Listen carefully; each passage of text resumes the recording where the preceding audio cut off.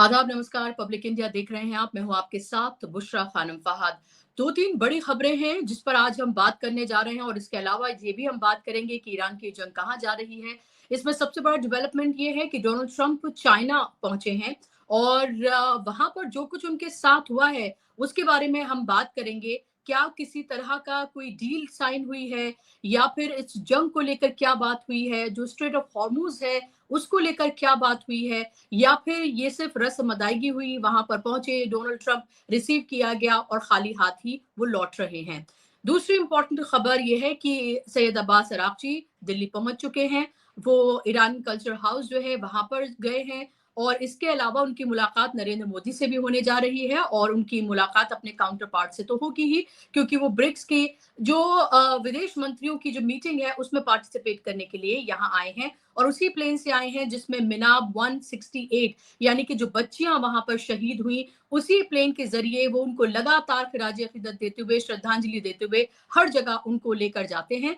उसी प्लेन में ही जाते हैं, वो लिखा हुआ बाकायदा तौर पर मैसेजिंग, और उसी के जरिए वो इंडिया भी आए हैं। देखना यह होगा कि इंडिया में क्या बातचीत होती है, खासतौर पर जब नरेंद्र मोदी से उनकी मुलाकात होती है तो क्या नरेंद्र मोदी बाकायदा तौर पर जो उनके ऊपर हमला हुआ है क्या वो उसी तरीके से उसको कंडेम करेंगे जैसे वो यूएई और तमाम देशों पर, इजराइल और तमाम देशों पर जो हमले होते हैं या रिटेलिएट जब ईरान करता है तो उसकी जिस तरह से मजम्मत करते हैं। देखना इंपॉर्टेंट होगा कि ये जो एक खटास रिश्तों में आई हुई है और इस सब के बीच सैयद अब्बास अरागची का दिल्ली आना क्या कहता है। तीसरी इंपॉर्टेंट खबर यह है कि ये अल जजीरा की खबर है जिसमें कहा जा रहा है कि नेतन्याहू जो हैं वो जब जंग चल रही थी उस वक्त उन्होंने सीक्रेट मीटिंग की, बाकायदा तौर पर वो यूएई आए, यूएई के जो प्रिंस हैं, क्राउन प्रिंस, उनसे जाकर उन्होंने मुलाकात की थी। ये सीक्रेट मीटिंग थी और ये खुद उनकी तरफ से बताया गया है। तो इसके क्या मायने हैं और ये किस तरह से जो नेक्सस है इसको दिखाता है और उसमें भारत का जुड़ना, ये हमारे लिए एक चिंता का विषय जरूर है। हमारे साथ वॉर हिस्टोरियन और वेस्ट एशिया मामलों के जानकार, जाना माना चेहरा अमरीश मिश्रा जी हमारे साथ जुड़ गए। अमरीश जी, बहुत स्वागत आपका कार्यक्रम में। सबसे पहले अमरीश जी, नमस्कार। सवाल मेरा, ट्रंप की चाइना विजिट कैसे देख रहे हैं आप इसको अब तक? क्या वाकई में ट्रंप के हाथ कुछ लगा है, कोई मैसेजिंग हो पाई है? और मैं चंद हेडलाइंस देख रही थी जिसमें ये था कि जब भी कुछ मुश्किल आई है हमने मिलकर इसको सुलझाया है, ये कह रहे हैं, ट्रंप कहते हुए चाइना से नजर आ रहे हैं, और पीस हमें कायम करना चाहिए, हमें बातचीत से हल करना चाहिए, इस तरह की बातें कर रहे हैं। आप सोचिए किसके मुंह से क्या क्या बातें निकल रही हैं, लेकिन हाउ इम्पोर्टेंट इट इज। नहीं, देखिए बिशा जी, इम्पोर्टेंट तो बहुत है। देखिए इस समय अमेरिका नंबर 1 इकोनॉमी है, चाइना नंबर 2 है। तो नंबर 1 और नंबर 2 की मीटिंग इस समय जब पूरी दुनिया में इतना टर्मोइल है ईरान को लेके, और आप तो जानती हैं भारत तक में प्रधानमंत्री कह चुके हैं कि अभी से ऑयल कंजर्व करना शुरू करो। और ये जो प्रधानमंत्री ने जो कहा है, ये आने वाले बहुत बड़ी इकोनॉमिक क्राइसिस का सूचक है। एक बड़ी इकोनॉमिक क्राइसिस आने वाली है, जॉब्स इंडिया से जाने वाली हैं बड़ी संख्या में, इन्फ्लेशन बढ़ेगा, बहुत सारी ऐसी समस्याएं आएंगी जो ईरान के टर्मोइल से जुड़ी हैं। अब जब चाइना में ट्रंप और शी जिनपिंग मिल रहे हैं तो इनके मिलने से देखिए जो खास बात होती है कि एक तो इनका अपना बायलैटरल एजेंडा है। तो बायलैटरल एजेंडा पे पहले बात कर ली जाए। वो बायलैटरल एजेंडा ये है कि चाइना चाहता है कि यूएस ताइवान को आर्म्स सप्लाई ना करे, क्योंकि ताइवान चाइना का हिस्सा है, और अमेरिका भी मानता है कि ताइवान चाइना का हिस्सा है, लेकिन फिर भी उसको प्रॉप अप किए हुए as a semi official independent country. दूसरी तरफ डोनाल्ड ट्रंप जो जब सत्ता में आए थे तो उन्होंने 145% का टैरिफ लगा दिया था चाइना पे, वो 60% फिर उसको ले आए थे। अभी भी क्लियर नहीं कि कितना कितना टैरिफ चाइना पे लगा है, क्योंकि बहुत सारे टैरिफ यूएस की सुप्रीम कोर्ट ने स्ट्राइक डाउन कर दिए थे। तो अभी लेकिन बात यह है कि चाइना ने जो चाइना के पास जो सबसे बड़ी चीज है जो ट्रंप को चाहिए, वो है रेयर अर्थ मिनरल। और ये जो रेयर अर्थ मिनरल्स कह लीजिए, एलिमेंट्स कह लीजिए, मेटल्स कह लीजिए, जैसे लैंडेनम, डिस्प्रोजियम, सीरियम, टर्बियम, ये सेमीकंडक्टर्स में एडवांस टेक्नोलॉजी, जो स्टेल्थ टेक्नोलॉजी है, जो जेट्स की है, जो ईवीज है, जो इलेक्ट्रिकल व्हीकल्स हैं, उसके साथ साथ आप देखिए तो चिप्स हैं, सारी सारी एडवांस टेक्नोलॉजी में रेयर अर्थ एलिमेंट्स की जरूरत है जो चाइना के पास है। और चाइना की तो ये हालत है कि 90 से 95% रेयर अर्थ एलिमेंट वो दुनिया को सप्लाई करता है। मैग्नेटिक फील्ड में तो मतलब मैग्नेट्स जो चाइना के हैं वो 94% सप्लाई चाइना करता है दुनिया को। तो सोच लीजिए आप कितना बड़ा लेवरेज ये जी जिनपिंग के हाथ में इस समय है, क्योंकि अमेरिका ये ट्रम्प जो है आप देखिए तो पूरी हुज हु की लिस्ट ले गए हैं अमेरिका, सॉरी चाइना कॉर्पोरेट्स की।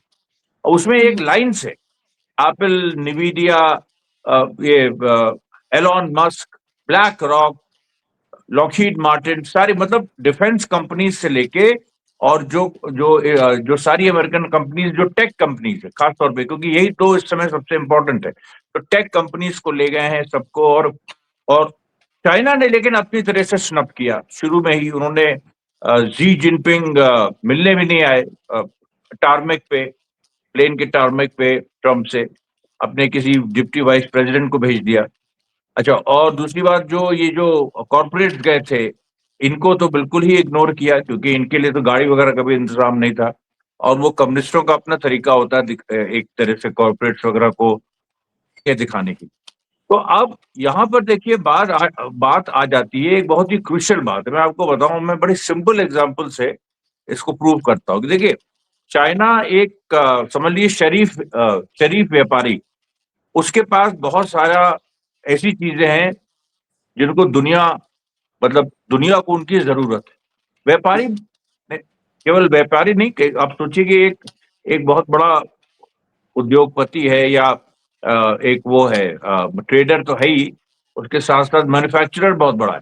तो दुनिया को तो चाहिए जो जो चाइना प्रोड्यूस कर रहा है, लेकिन एक दुनिया की सबसे बड़ी ताकत एक सामने खड़ी है और जो थोड़ी जोर जबरदस्ती वाली है, जोर जबरदस्ती से काम करती। तो चाइना के पास है, उसको वो लूट भी सकती थी, उठा भी सकती थी, लेकिन बीच में ईरान आ गया। अब चाइना को ईरान जैसा चाहिए था, एक ऐसा मुल्क और एक ऐसी लीडरशिप जो इस गुंडई के आगे, अमेरिका की गुंडई के आगे खड़ा हो सके। और एक बार जब वो खड़ा हो गया ईरान, तो चाइना के पास जो लेवरेज है वो बढ़ गया, क्योंकि फिर तो चाइना के पास और चाइना उसके साथ मिल गया ईरान के साथ। तो चाइना के पास जो आज की स्थिति में जब ट्रम्प गए, जो सोच के ट्रम्प गए थे कि चाइना को हम डिक्टेट करेंगे, हम वेनेजुएला जीत चुके हैं, हम ईरान जीत लेंगे और उसके बाद चाइना जाएंगे। बीच में देखिए इनको मार्च में ही जाना था, लेकिन वो पोस्टपोन किया गया बाकायदा, इसीलिए कि ईरान जंग में ट्रम्प की जीत हो और उसके बाद वो चाइना जाए और छाती पे चढ़ के वो जो चाहे ले ले। लेकिन वो हुआ नहीं, ईरान अड़ गया, ईरान खड़ा मतलब मजबूती के साथ। 40 दिन की जंग सबने देखी, उसमें क्या हुआ, दुनिया कह रही है कि ईरान जीत गया है। अब तो केवल हम लोग की बात रही नहीं, अब तो न्यूयॉर्क टाइम्स से लेके वॉशिंगटन पोस्ट सब कह रहे हैं। तो अब जब ट्रम्प यहाँ पहुंच रहे हैं तो बहुत ही बुझे हुए और अंडर प्रेशर पहुंच रहे हैं। और इस पूरी स्थिति में आप देखिए कि दुनिया जो मल्टीपोलर वर्ल्ड की तरफ बढ़ रही है वो इस विजिट से और मजबूत होगा। ट्रम्प आप देखिए कितने सारी चीजों में कंसेशन देंगे। ईरान के विषय में मैं इस समय कुछ कह नहीं सकता, क्योंकि ईरान में इस समय स्टेटस को बनी हुई है, मतलब जो अभी स्थिति है जस की तरफ बनी हुई है। और ईरान ने कह दिया कि हम कोई बातचीत नहीं करेंगे, पहले तुम नेवल ब्लॉकेड हटाओ, ना हम न्यूक्लियर पे बात करेंगे, ना हम किसी चीज पे बात करेंगे, तुम पहले अपना नेवल ब्लॉकेड हटाओ। तो मेरा ईरान एक के सवाल है अमरीक जी कि ये जब डोनाल्ड ट्रंप नरेंद्र मोदी से भी कहते हैं कि my dear friend, of course Narendra Modi ज्यादा कहते हुए नजर आते हैं माय डियर फ्रेंड, वहां जाकर उनके लिए कैंपेन करने से लेकर सब कुछ, और वो जो कुछ जिस भी तरीके से जलील कर रहे हैं सब कबूल हो रहा है। एक तरह से यही दिख रहा है बिल्कुल सरेंडर की स्थिति में है और विपक्ष ये बात कहता हुआ नजर आता है। अब ऐसे में उनका चाइना जाना ये कितनी बड़ी बात भारत के लिए है या कितनी खतरनाक बात भारत के लिए भी हो सकती है कि एक तरफ हर तरह से भारत तैयार है, लेकिन उसके बाद भी जंग जैसे हालात, जहां पर चाइना पाकिस्तान के साथ पहले खड़ा था, अब ईरान के साथ खड़ा है, भारत इजराइल और अमेरिका के साथ खड़ा है, और उसके बाद डोनाल्ड ट्रंप ये डिसाइड करते हैं in the middle of everything कि वो चाइना जाएं। नहीं, तो इसमें देखिए बुशरा जी बहुत साफ है, भारत के पास ऐसा कुछ नहीं है जो अमेरिका को चाहिए। वो जमाना चला गया जब भारत की आईटी सेक्टर, मतलब जो यहाँ के आईटी प्रोफेशनल्स बहुत डिमांड में थे, वो समय चला गया। वो चाइना ने चाइना ने ही उसको काफी हद तक पूरा कर दिया, और अब इस तरह का टैलेंट पूरी दुनिया में मिलता है। भारत के पास जो पोटेंशियल था कि यहाँ पर इंडस्ट्रियल रेवोल्यूशन होता, मैन्युफैक्चरिंग जायंट भारत बनता, जो बन सकता है अभी भी, लेकिन पॉलिसीज नहीं है। तो वो जो था, तब जो भारत की ताकत होती, तो डोनाल्ड ट्रंप से कोई भी प्रधानमंत्री होता, वो आंख में आंख मिला के बात कर सकता था, अगर यहाँ पर डेवलपमेंट हुआ होता, इंडस्ट्रियल रेवोल्यूशन हुआ होता, लेकिन वो हुआ नहीं। और आज की स्थिति है कि इकोनॉमी के टर्म्स में देखिए, इंडिया तो डिपेंडेंट है, it's an import dependent economy. ये बाहर से आपके डिफेंस का सामान आता है, बाहर से तेल आता है, आपका जो इसेंशियल नीड्स आपकी, वो बाहर से आती है। केवल फूड ग्रेन्स में आप सेल्फ सफिशिएंट हैं, और वो भी उन उन उस पर भी खतरा आ सकता है जब अगर ये क्राइसिस बढ़ गई, स्टेट्स ऑफ हुर्मुज वाली। तो इसलिए देखिए, भारत की तो स्थिति कोई है नहीं। हालांकि मैं मानता हूं कि भारत को चाइना से सीखना चाहिए कि कैसे चाइना ने अपना इंडस्ट्रियल रेवोल्यूशन अभी किया है, अभी पिछले 30-40 सालों, और उसको और भारत को सीखना चाहिए उससे। जो चाइना के साथ विवाद हैं, वो सब कॉलोनियल एरा के विवाद हैं, वो सब हल किए जा सकते हैं। वो हमारे और उनके बीच के विवाद हैं भी नहीं, वो अंग्रेज पैदा करके गए हैं। तो इसलिए ये जो सारा देखिए अप्रोच है, इंडिया तो इस समय देखिए कहीं किसी स्थिति में नहीं है। अब आप बात कह आ रहे रहा हैं है कि इररेलेवेंट हो गया है? हाँ, इररेलेवेंट हो इंडिया गया है? इरेलीवेंट, हाँ, इंडिया इरेलीवेंट हो गया। अरे आज से नहीं, जिस दिन इन लोगों ने फिलिस्तीन के साथ, जिस दिन ये खड़े नहीं हुए कायदे से, मतलब जो 7 अक्टूबर 2023 को हुआ, उसके साथ खड़ा होना चाहिए था, वो नहीं हुए, तो भारत उसी समय से इरेलीवेंट था। और अब ईरान जंग के समय खुल के सामने आ गया कि भारत की किस चीज में किसको जरूरत है। बस एक एक दो चीजें भारत ने की हैं बैलेंस करने के लिए, जैसे ईरान के पक्ष में एक वोट दिया था इसमें यूएनएचसीआर में, अरे सॉरी, ये यूएन ह्यूमन राइट्स काउंसिल में। एक दो चीजें भारत ने की हैं बैलेंस करने के लिए, लेकिन ब्रॉडली भारत माना जाता है कि वो ये इजराइल और अमेरिका के कैंप में अभी भी, जबकि इतना सा हो गया, और जब हेल होल कह दिया ट्रंप ने, उसके बाद भारत सरकार का पहली बार कोई बयान भी आ गया, फिर भी अभी माना जाता है कि भारत ब्रॉडली अमेरिका और इजराइल के कैंप में। ये देखिए, मेरी सारी बातचीत दुनिया भर में होती है, डिप्लोमैट से, एक्सपर्ट से, और सब लोग यही कहते हैं। तो अब यहाँ पर चाइना में देखिए, ट्रंप, मतलब आप सोचिए, ये ये जो विजिट है ट्रंप और मतलब ट्रंप की जो चाइना विजिट है, और जो बातचीत शी जिनपिंग और ट्रंप की होने जा रही है, ये बिल्कुल चेंजिंग वर्ल्ड को दिखा रहा है, कैसे आपके सामने दुनिया बदल रही है, कैसे नंबर 2 नंबर 1 की का स्थान ले रहा है अपने आप। ये आप देख सकते हैं, और इसकी जो पूरी जो इमेजरी है या इसका सिंबोलिज्म है इस विजिट में, हर हर चीज यही इसी बात की गवाही दे रही है। और हो सकता है कि ताइवान के मुद्दे पे ट्रंप पीछे हट जाए, क्योंकि ट्रंप जानते हैं इस बात को कि चाइना के पास इस समय एडवांस टेक्नोलॉजी में जो जो चीजें जरूरी हैं, जो रॉ मटेरियल जरूरी है, एक तरह से कहिए नए रॉ मटेरियल, वो चाइना के पास है। वो जो रेयर अर्थ मिनरल्स हैं, और जो मैग्नेटिक जो प्रॉपर्टीज जिनमें है, वो सब चाइना के पास है। और चाइना के ऊपर इन्होंने धौंस अभी दिखाई, जब चाइना ईरान से तेल लेता है। चाइना का 90% तेल ईरान से आता है। तो ट्रंप ने 5 चाइनीज कंपनीज पर सैंक्शंस लगा दिए अभी, जो अभी क्राइसिस हुई है उसके बाद भी। चाइना ईरान से तेल ले रहा था, क्योंकि स्ट्रेट ऑफ हुर्मुज से तो जा ही रहे थे ये लोग, नेवल ब्लॉकेड ब्रेक तोड़ रहे थे। उधर स्ट्रेट ऑफ मलक्का वगैरह से भी चाइना मतलब चाइना को ईरान तेल दे रहा था। स्ट्रेट ऑफ मलक्का मतलब इंडोनेशिया मलेशिया के बीच से होते हुए, घूम के जाते हुए, और वो चाइना को ईरान तेल दे रहा है। तो ट्रंप ने 5 चाइनीज कंपनीज पे सैंक्शन लगा दी।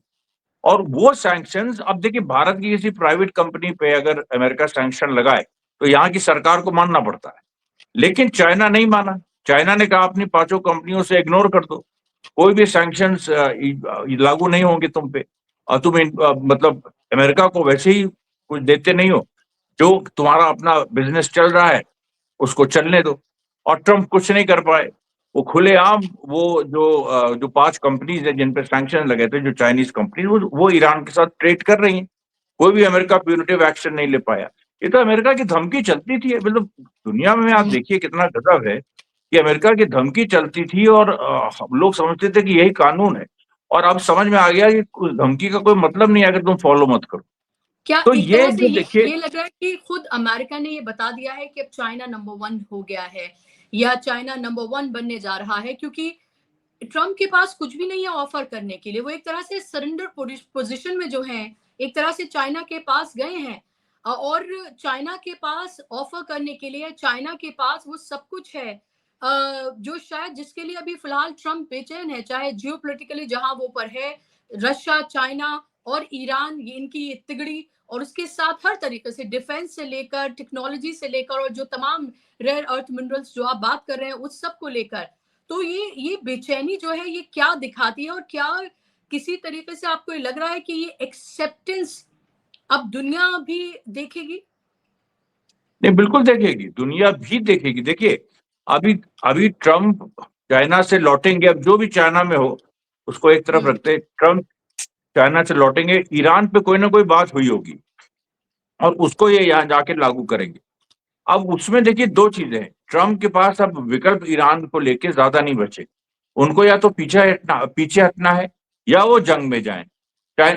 ईरान ने ऐसी स्थिति पैदा कर दी। जंग में जाने का मतलब यह है कि बहुत बड़ा नुकसान अमेरिका का इस बार होगा, पूरी दुनिया कह रही है, कई अमेरिकन सोल्जर्स मारे जाएंगे और कुछ हासिल होगा कि नहीं होगा इसके बारे में कोई कुछ कह नहीं सकता है। It is a very uncertain step अगर ये लिया जाए। और अभी देखिए अमेरिका में जो कांग्रेशनल हियरिंग्स चल रही हैं, जो इनके जो सेक्रेटरी ऑफ डिफेंस या वॉर जो भी कह लीजिए, पीट हेग्सेट, इनको कांग्रेस ग्रिल कर रही है। जो इनके सबसे बड़े आर्मी चीफ हैं जनरल केन, इनको कांग्रेस ने ग्रिल किया कि इतना ईरान कैसे रेजिस्ट कर गया इतने लंबे समय तक, तुम लोग की तैयारी नहीं थी, ये नहीं था, वो नहीं था। मतलब आप सोचिए कि एक अमेरिका में पूरा एक बायपार्टिसन बैकलैश चल रहा है। मतलब रिपब्लिकन पार्टी और डेमोक्रेटिक पार्टी मिलके जो ट्रम्प के अधिकारी इनको वो क्वेश्चन कर रहे हैं, और ये वहां का कल्चर है, वहां के डेमोक्रेटिक कल्चर है, तो इनको जवाब देना पड़ता है उससे। और तो ट्रम्प देखिए is walking on thin ice, और इसलिए ये अब आगे ये वापस जाके जंग शुरू करेंगे या ये वहां से फौजें हटाएंगे। लंबा नहीं खींच सकते हैं इस पूरे सिनारियो। और दोनों ही स्थितियों में ईरान तैयार है। ईरान की तैयारी अब दुगनी हो गई है पहले से। जो न्यूयॉर्क टाइम्स की रिपोर्ट है ये है कि जो उनका नुकसान हुआ था अमेरिकन इजरायली बॉम्बिंग में, जो मिलिट्री नुकसान हुआ था, वो उन्होंने पूरा कर लिया है। इधर अमेरिका के स्टॉक्स डिप्लीट हो गए। जो जैसे मान लीजिए स्टेल्थ क्रूज मिसाइल जो ईरान पे छोड़ी थी, वो अगर 2200 हैं तो 1100 इस्तेमाल हो गई हैं, अब 1100 बची हैं। अब आप उससे फिर कितने दिन का कैंपेन सस्टेन कर लें। उसी तरीके से tomahawk missile, patriot missile, interceptors, वो खर्च हो चुके हैं। तो इसलिए यूएस जो है मिलिटरीली अनटेनेबल हो गया है। ट्रम्प जाके चाइना, देखिए एक बिजनेस डील करने गए हैं, वो चाहेंगे कि ईरान पे बात ना हो, लेकिन जी जिनपिंग ईरान पे बात करेंगे और ट्रम्प को सुनना हो। यही यथार्थ। ये आपको लग रहा है स्टेट ऑफ हॉर्मुज पर भी ऑफ कोर्स बात होगी, क्योंकि उससे कहीं ना कहीं अगर कंप्लीटली ना सही तो कुछ ना कुछ तो चाइना को भी नुकसान हो ही रहा होगा। इस सवाल का आप जवाब दीजिएगा, लेकिन उसके साथ साथ अभी फिलहाल प्रधानमंत्री यूएई जा रहे हैं, और अभी खबर ये आई अल जजीरा की, जिस तरह से मैंने बताया कि Netanyahu in the middle of the war, वो उन्होंने एक तरह से सीक्रेट विजिट की यूएई में। तो ये नेक्सस जो ये दिखा रहा है, इसको आप कैसे देख रहे हैं? और ये जो विजिट की गई, क्या कंप्लीटली ये कह सकते हैं कि इजराइल के साथ यूएई कंप्लीटली चला गया है, और फिर उसको इसका कितना नुकसान भुगतना पड़ सकता है? वो शायद ये सोच रहा है कि वो कंप्लीटली अब सेफ हो गया है। अब देखिए वो तो दुनिया की ताकतों के साथ है, अमेरिका है, इजराइल है, और अमेरिका इजराइल को अलग अलग करके नहीं देखा जाता है। इसको आप कैसे देख रहे हैं? और ये सीक्रेट मीटिंग जो है उसका क्या राज है? क्योंकि लोग ये कहते हुए नजर आए कि देखिए ईरान जो है वो दुबई पर या इन जगहों पर हमला कर रहा है, रिटेलिएट कर रहा है। उसको कुछ लोगों ने क्रिटिसाइज भी किया, लेकिन इसको कैसे देख रहे हैं? और फिर प्रधानमंत्री की भी विजिट वहां पर। नहीं, प्रधानमंत्री तो देखिए भारत के बहुत समय से धारा के विपरीत चल रहे हैं। धारा के विपरीत मतलब दुनिया में जो एक नया पोल उभर रहा है, ईरान, रशिया, चाइना, और जिसके साथ जाने से सबको फायदा है, क्योंकि उनकी थिंकिंग ये है कि सारे नेशंस की सॉवरेनिटी हमको रिस्पेक्ट करनी है, अमेरिका नहीं है, हम किसी को दबाएंगे नहीं। तो जब इस तरह की, और ब्रिक्स में है वो लोग सब, ईरान, चाइना, रशिया, ब्रिक्स में इंडिया है, इंडिया इस समय ब्रिक्स का चीफ है, और उसी की मीटिंग हो रही है विदेश मंत्रियों की, ब्रिक्स के देशों की। उसी में अब्बास अराक्ची भी आए, ईरान के फॉरेन मिनिस्टर। सितंबर में इंडिया को होस्ट करना है ब्रिक्स का सम्मेलन, और ब्रिक्स का सम्मेलन बहुत बड़ी चीज है क्योंकि डॉलर को वो सीधे चैलेंज कर रहा है। तो इंडिया का देखिए, ये क्योंकि ब्यूरोक्रेसी यहाँ की वो इस बात पे अड़ गई है कि भाई फॉरेन पॉलिसी के मामले में हमें अमेरिका इजराइल के कैंप में अकेले नहीं जाना है, हमको बैलेंस करके चलना है। लेकिन पॉलिटिकल लीडरशिप का झुकाव उस तरफ है। तो यूएई जाके ये क्या क्या कर लेंगे? यूएई के पास क्या है जो भारत को दे सकता है आज की तारीख में? स्ट्रेट ऑफ हुर्मुज से ही सारी चीजें आएंगी, वो बंद है। और तो इसलिए देखिए, कोई ये जो पूरी विजिट है कुछ पर्सनल टाइप की हमें लगती है, कुछ पर्सनल अपने क्या कुछ और ये आपको दोस्तों के लगता है लिए। कि इज़राइल के कहने पर की गई है या उसके तो दबाव में की गई है? हो सकता है इसराइल के कहने पे की गई। देखिए, ये बात साबित हो गई है कि यूएई जो है वो बाकी जीसीसी कंट्रीज से अलग हो गया है, क्योंकि ओपेक उसने छोड़ दिया और सऊदी अरेबिया उससे बहुत नाराज है। तो अब जब सऊदी अरेबिया, जो कि ओपेक का सबसे बड़ा कंस्टिट्यूएंट है, एक तरह से बॉस है जीसीसी कंट्रीज का, सऊदी अरेबिया, तो वो जब नाराज है यूएई से, और वो इस बल पे, जब से ये इजराइल वाली खबर आई है, और इजराइल वाली खबर आप सोचिए, ये सब सऊदी अरेबिया ने ही लीक कराई। ऐसा नहीं, सऊदी अरेबिया ने ही ये सब लीक कराया है, और इजराइल के थ्रू, क्योंकि नेतन्याहू दिखाना चाह रहे थे कि भाई हम देखिए यूएई से कितना क्लोज आ गए, जंग के समय हम उनके यहाँ गए और हमने ये किया। हालांकि वो यूएई ने जो ईरान पे स्ट्राइक की वो बहुत मिनिस्क्यूल थी, उनका कोई मतलब खास ईरान के लिए कोई मतलब नहीं। जब ईरान अमेरिका इजराइल को झेल रहा है, रोज के रोज का बम्बार्डमेंट 40 दिन का, तो उसमें यूएई ने जो कुछ थोड़ा बहुत फुलझड़ी छोड़ी उससे कोई मतलब नहीं। लेकिन फिर भी एक उस तरह की बड़ी बात है कि यूएई गए ये, और वहां पर इन्होंने मिलिट्री जो वहाँ एक्टिविटीज चल रही थी उनको एक तरह से सुपरवाइज करने की कोशिश की नेतन्याहू ने। तो ये यूएई के लिए बहुत एम्बैरेसमेंट है, और यूएई बार बार बयान दे रहा है कि नेतन्याहू नहीं आए थे। उनका ये अभी अभी यूएई का स्टैंड है कि नेतन्याहू नहीं आए थे। लेकिन फिर आयरन डोम बैटरीज यूएई पे अभी अभी भेजी, वो तो जंग के बाद भेजी नेतन्याहू ने। और इस समय आप देखिए तो जो गैस और ऑयल फैसिलिटीज है यूएई की, उनके चारों तरफ उन्होंने आयरन डोम वगैरह लगाया हुआ है। तो ये, तो इसलिए देखिए, यूएई जो है वो अब एक, यूएई के वजूद का संकट है, क्योंकि अमेरिका इजराइल उसको कब तक प्रोटेक्ट कर पाएंगे ये कहना बहुत मुश्किल है। सऊदी अरेबिया जब खिलाफ हो गया है तो सऊदी अरेबिया भी प्रोटेक्ट नहीं करेगा। ईरान ने धमकी दे ही दी है, यूएई को भी दे दी है, कुवैत को भी दे दी है, बहरीन को भी दी, कि तुम लोग, कि ये अगर तुम लोग अमेरिका और इजराइल के कैंप में गए तो हमको दुश्मन समझ। अब दुश्मन समझना, और ईरान में कैपेबिलिटी है कि अगर वो कुवैत, यूएई और बहरीन सबको अगर वो झुका दे, अपने में मिला ले, या जो भी करे, तो वो कर सकता है। ईरान इस समय कर सकता है, ईरान की ये कैपेबिलिटी है, और इसमें सऊदी अरेबिया भी इंटरवीन नहीं करेगा। तो इसलिए जी। अच्छा, बहराइन में आप देखिए तो वहां पर तो ऑलरेडी आंदोलन भी शुरू हो गए हैं, और तख्ता पलट भी हो सकता है बहराइन में, कोई आश्चर्य की बात नहीं। तो इसलिए देखिए, ये सिनारियो है। ट्रम्प की साख बहुत बुरी तरह से गिर गई है हर जगह। नहीं, और वो आपसे सवाल है लास्ट, अमरीश जी की, अब्बास अरागची हिंदुस्तान आ गए हैं और ये कहा जा रहा है, हालांकि अभी कोई ऑफिशियल कंफर्मेशन नहीं, लेकिन बहुत सारे आप इंडियन न्यूज वेबसाइट्स पे आप देखेंगे कि उनकी मोदी से भी मुलाकात होनी है before he leaves for UAE. इस मुलाकात को आप किस तरह से देख रहे हैं ऐसे वक्त में जब यूएई और इजराइल को अलग अलग नहीं देखा जा रहा है और प्रधानमंत्री वहां जा रहे हैं? उससे पहले वो अब्बास अरागची से मुलाकात अगर करेंगे, क्या वो ऑफिशियली जो उन्होंने यहाँ जाकर नहीं किया, जो उन्होंने 22-23 दिन के बाद सुप्रीम लीडर को एक तरह से उन्होंने एक प्रेशर में आकर श्रद्धांजलि उन्होंने दी, अब यहाँ जब ईरान ने बड़ा दिल दिखाते हुए, क्योंकि वो बाइकआउट भी कर सकता था कि भाई नहीं, हमारे साथ उस तरह से भारत नहीं खड़ा हुआ, लेकिन वो अपने रिश्ते सबसे हमवार करना चाहता है, तो वो यहाँ पर जब आए हैं, तो क्या आप कैसे देख रहे हैं इस पूरे सिनेरियो को, और क्या बातचीत आपको लग रहा है कि हो सकती है, और क्या मैसेजिंग हो सकती है बातचीत से ज्यादा?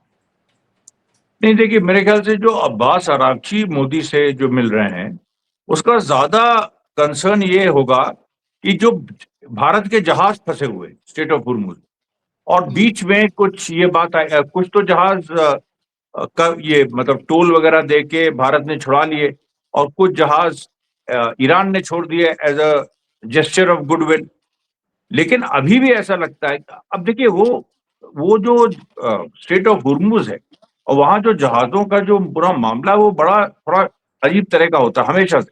वो जहाज होते कहीं के हैं, फ्लैग कहीं और का होता है, जैसे लाइबेरिया का फ्लैग, पनामा का फ्लैग लगाए होते हैं, उनका स्टार्टिंग पोर्ट वो कुछ और दिखाते हैं। ये सारे जहाज करते हैं, सारे सारे जहाज।